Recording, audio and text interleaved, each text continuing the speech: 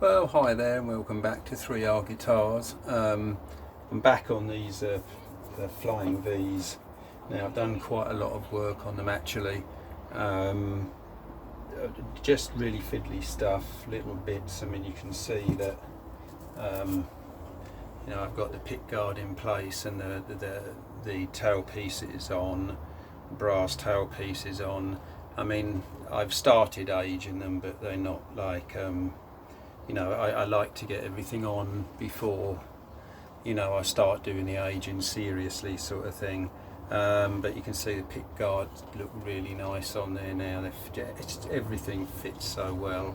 And what I've been doing is these machine heads, and they're gold clousons. That would be on the original one, but I've spent an awful lot of time aging them, and it's been really difficult. And I've never had much success aging gold hardware before. One of the reasons being that back in the day, the gold, the basic plating process was to nickel plate the steel. To copper plate the steel, to nickel plate it, and then gold plate it. Well, I think with the old original ones, they didn't bother with the copper plating at all, and they went straight to nickel and then to gold. Modern ones, they do it the other way around. They tend to do like copper plating and then go straight to gold. So if you start wearing away the gold plating, you just go down to copper, and it doesn't look right. So I've spent a lot of time, as you can see on those, getting them not copper looking but worn gold looking. I think they look really good, and I'm afraid I'm not going to reveal my secret for that one. I've also done the sort of shrunken looking tuners sort of thing, and to be in all honesty, it took me a weekend to do that on both guitars. What we are doing today is I'm getting you can see I've put the top nut on, and now I've used the vintage like nylon nut. I don't know whether the V's used those or not, but certainly Les Pauls of the period did. So anyway, I've stuck to a nylon nut on this one, and I hate working that nylon. It tends to either cut or doesn't cut, and you end up taking a ton off it and then none off it, and it's just frustrating. But anyway, got that right. So we've got some strings on it now. I'll just go out of sight here.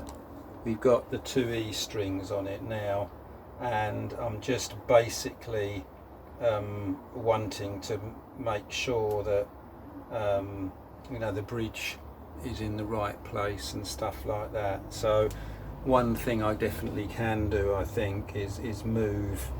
I mean, I just copied, I've just traced the string slots on the nut from another 43mm nut I had, but I think I can go out slightly, fractionally, but I can easily do that as and when sort of thing, because these string slots are not anywhere near to depth yet. I've got a long way to go on those. But going up the fretboard, the strings are nicely spaced, and where the bridge goes, I've got from the template of the body, I did put a mark on there where the bridge post would be. Now that is, it's just looking perfect. I mean, it might be like a millimetre out or something, but this is why you really want to you really want to get strings on. Don't rely 100%, because gluing the neck on, you might just have it a fraction of an angle. And it was not unusual at all for Gibson. I mean, Gibson did this basically the same as we're doing it here. And what they had was a metal template they put on that basically gripped round the edge of the fretboard, and then gave them the 2 holes to drill for the bridge posts. So we're doing it much the same way, but that's why there's a slight confusion sometimes with Les Pauls, where they say that you know, oh, you know, the knobs are too near the tailpiece or something like that. Well, it's not that. It's that the neck's been glued on at a screwy angle, and they've actually had to move the bridge and the tailpiece slightly. I mean, it's not unusual on the centre line of a Les Paul to actually find it like quite a few millimetres off the centre of the bridge, sort of thing, and it's the fact that the neck hasn't been glued on straight. So they've, say, moved the whole tailpiece and the bridge down a little bit towards the knobs, and the knobs are in the same place they always are, but because the bridge is slightly closer, you know, it's a bit of a trick to the eye. But on here, I think we're pretty much, we're absolutely spot on, really. Like I say, what I want to do now is I want to pop a pickup in the bridge and just make sure the strings are going nicely over the pole pieces. So basically we've got another reference point. So I'll get on with that, because once you drill the string posts, you want to be, you know, you want to be 100%. But I know we're damn close, so I think we're pretty good. I'll get back to you. Well, here we are.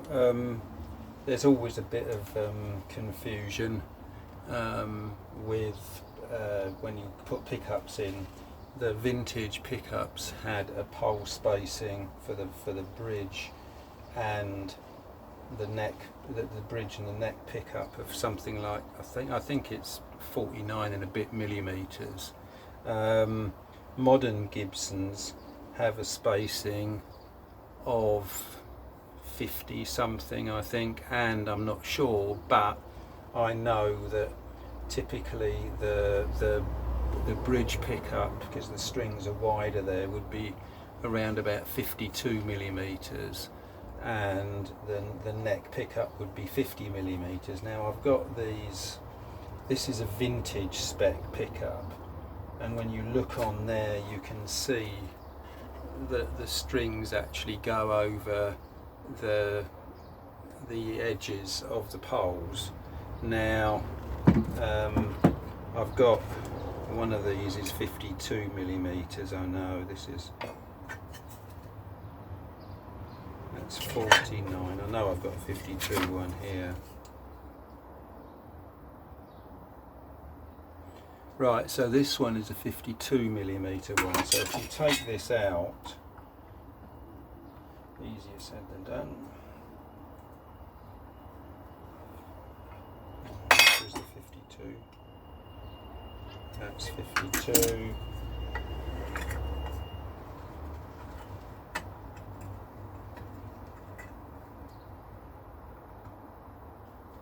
And you can see now that the string spacing, I don't know if I can hold it square enough, but you can see now the string spacing is directly over the centre of the pole pieces. But I want to stick with vintage, so I'll be doing 49. So it's 40. I can't remember, it's 49 and a half mil or something like that. So this one's about 49 and a half, but it's very difficult to measure, but that's vintage anyway. So, you know, I'm actually very pleased with the way it's looking, and I've put, where did I put that little drill? I've got this little drill, and that's in the hole that I started drilling for the bridge post there, and the strings are looking really nicely spaced, so I'm quite happy with that. That's what all I'm gonna measure now is scale length.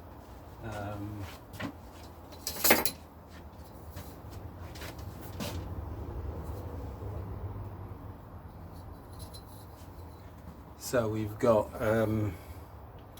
Here's Gibson.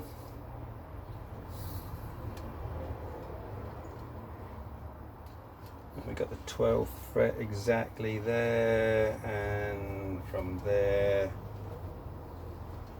12th fret exactly over the centre of the bridge. So again, it just shows the accuracy of those templates and why I'm convinced that they are, you know, they are genuine sort of thing. So I'm just really happy with that. I'm not going to change a thing from what the templates say.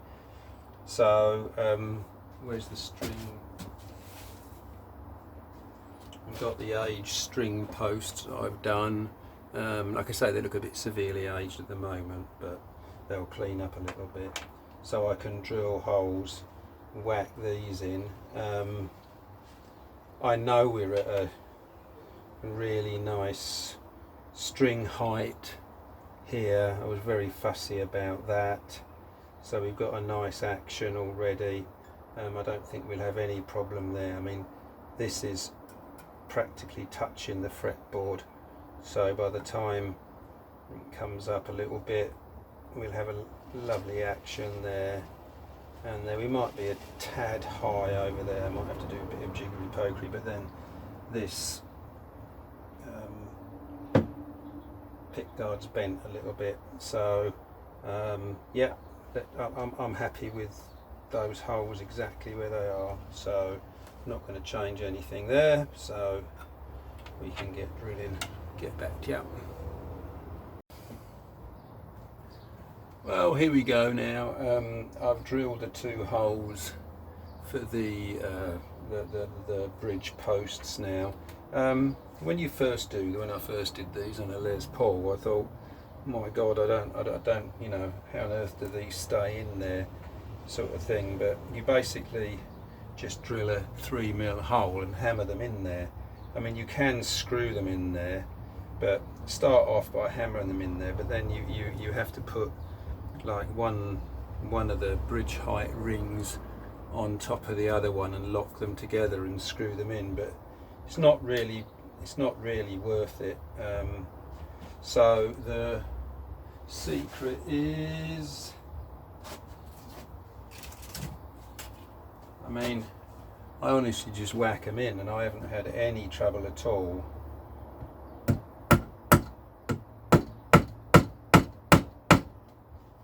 So there's one that's gone in quite deep.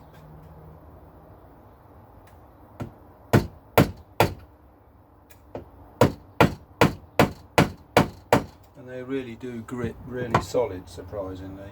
But a good test this time is get them roughly there and see if the bridge drops on. I mean, look at that, absolutely perfect, no stretch in them or anything, it just drops on.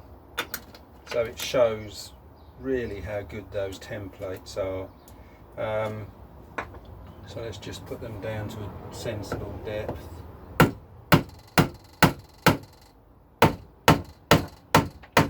And this actually looks a bit barbaric, I know, but honestly, they are absolutely solid in there and just fit perfect.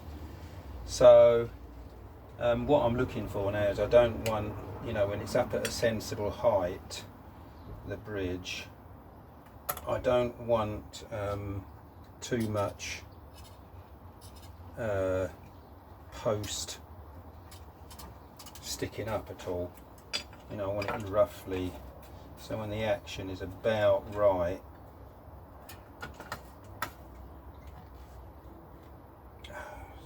too much tension on the string there.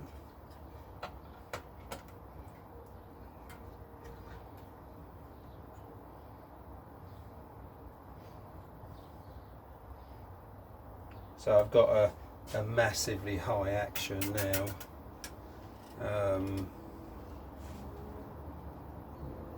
So, you know, obviously I can go a lot further down, so let's give it a bit more of a tonk.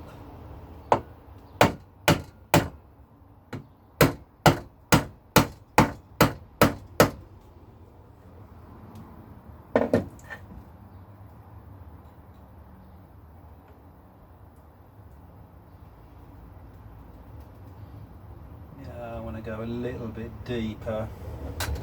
Actually, I shouldn't be away at the top of the bridge.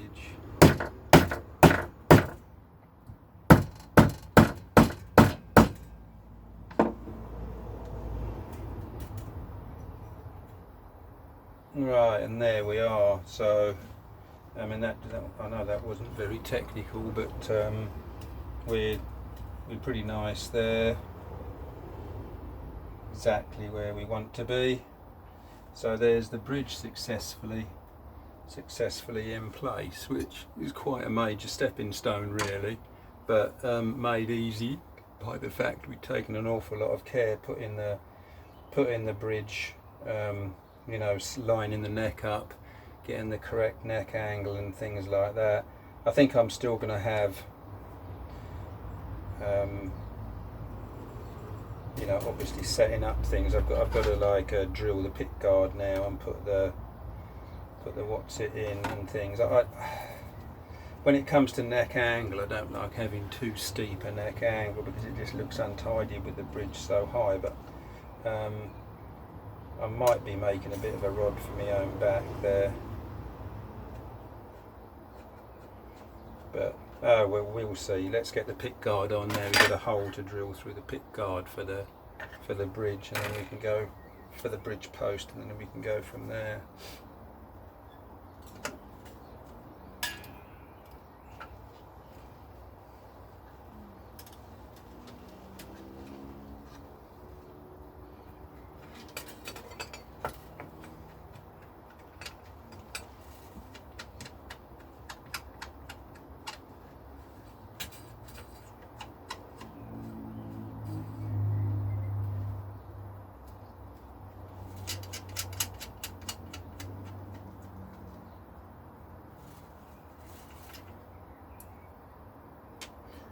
Right, so the next thing is, you can see on this template, there's a hole there, which is basically for the bridge post, and I've drilled it in the pick guard here.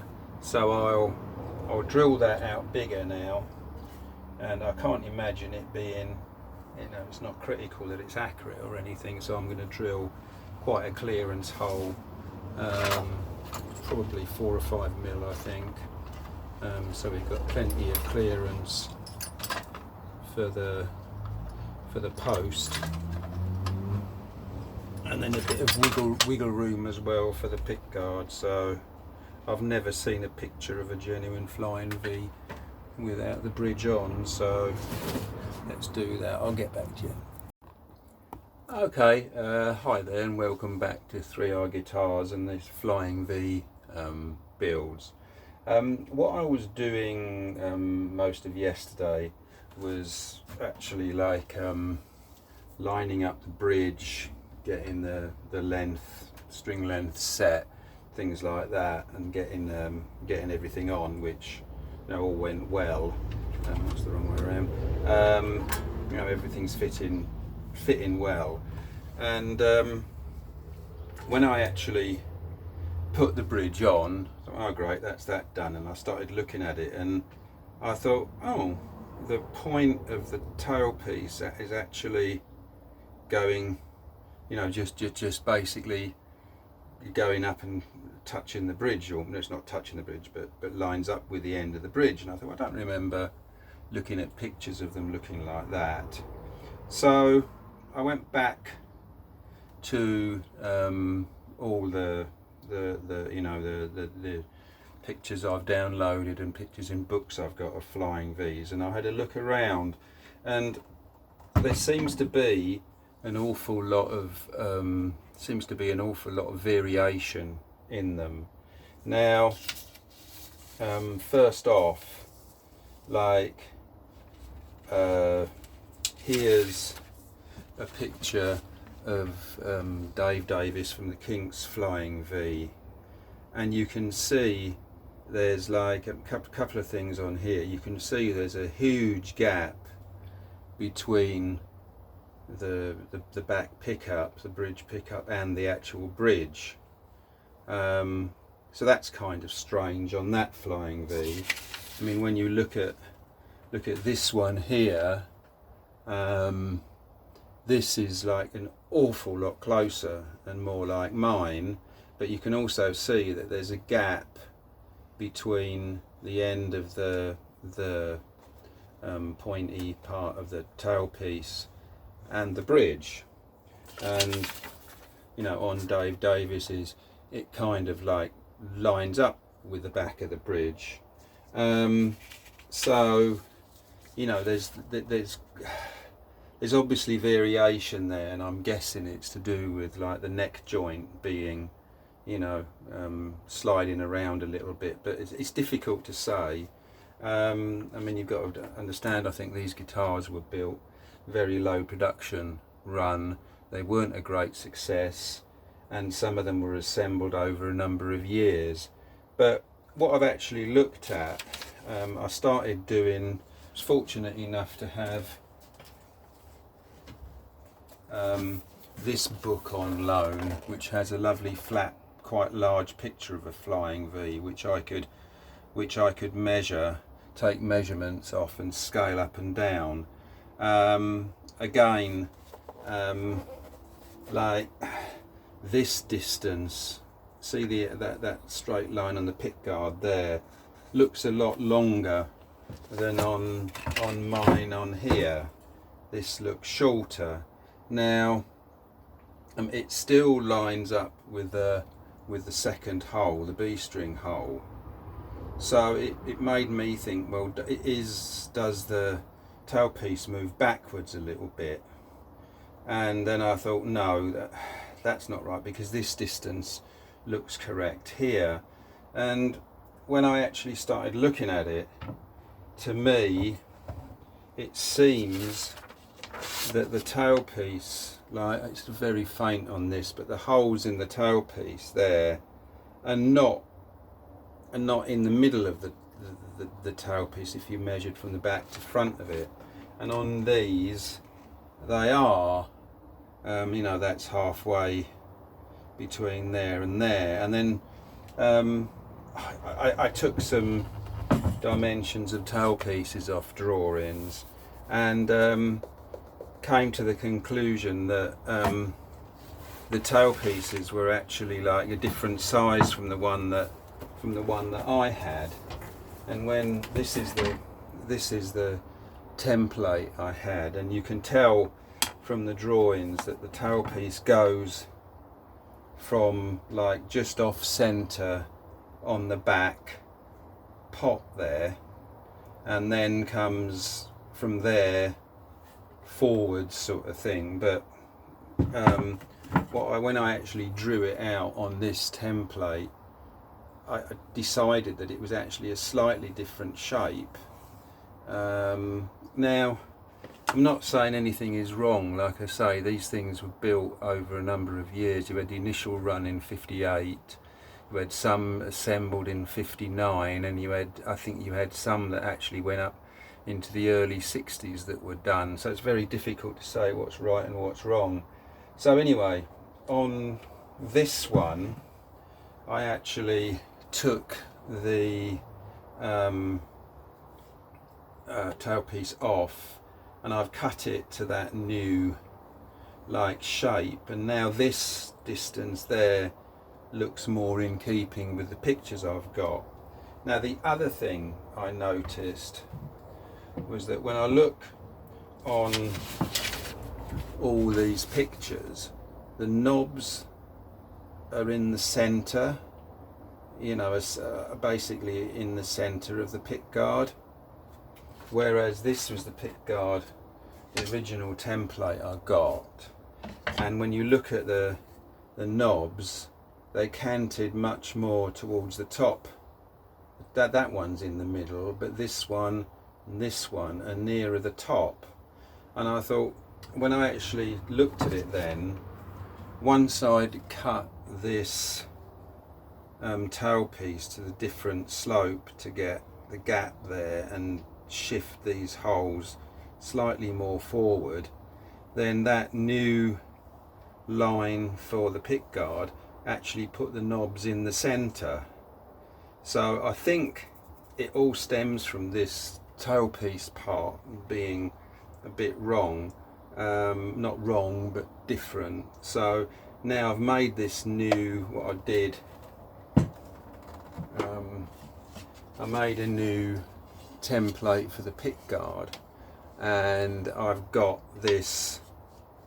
Now you can see when I put them on top, there's a slight different line for the pickguard, which now puts the knobs in the middle and everything. So I'm going, what I'll have to do now is I want them to be like this, because that's what most pictures look like. But like I say, I've seen plenty of pictures where you know, the point of this actually does come very close to the bridge, and then some are further back, some are it's a bit of a nightmare. But I guess this is the more common view of I'm just trying to find a bridge to show you.